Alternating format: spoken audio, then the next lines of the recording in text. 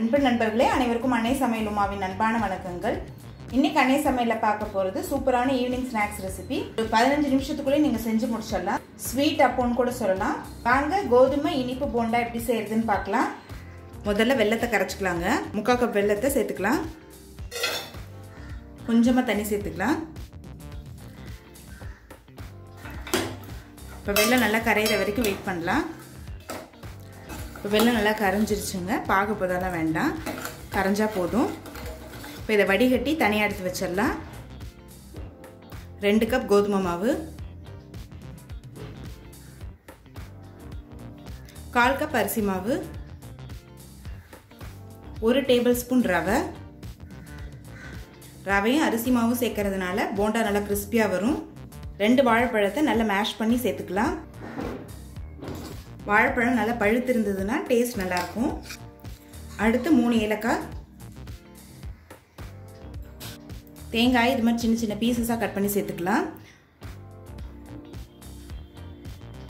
அடுத்து வடிகட்டி வச்சிருக்க வெள்ளை கரைசலை சேர்த்துக்கலாம். ஒரு சிட்டிகை ஆப்ப சோடாவை தண்ணியில் கரைச்சி சேர்த்துக்கலாம். இது சேர்க்கறது ஆப்ஷனல் தாங்க, நீங்கள் விருப்பப்பட்டால் சேர்த்துக்கலாம், இல்லைனா வேண்டாம். ஒரு சிட்டிகை உப்பு. இப்போ இது எல்லாத்தையும் நல்லா மிக்ஸ் பண்ணிக்கலாம்.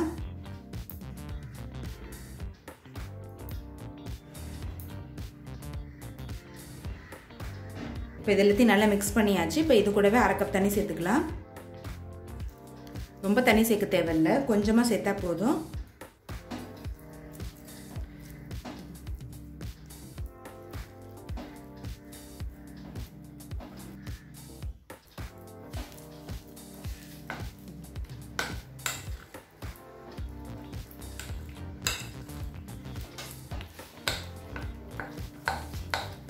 பாருங்கள், எல்லாத்தையும் நல்லா மிக்ஸ் பண்ணியாச்சு.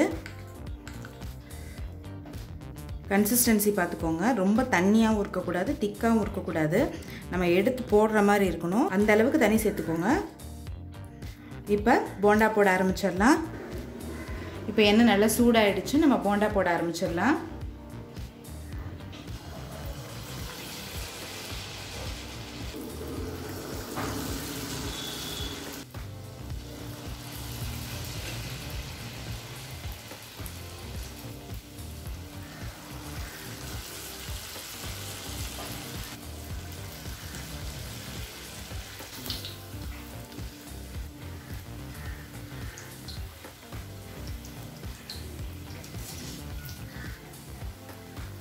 போண்டா கலர் நல்லா பொன்னிறமாற வரைக்கும் வெயிட் பண்ணலாங்க. நான் கொஞ்சம் பெருசு பெருசாக போட்டிருக்கேன். நீங்கள் விருப்பப்பட்டீங்கன்னா கொஞ்சம் சின்ன சின்னதாக கூட போட்டுக்கலாம்.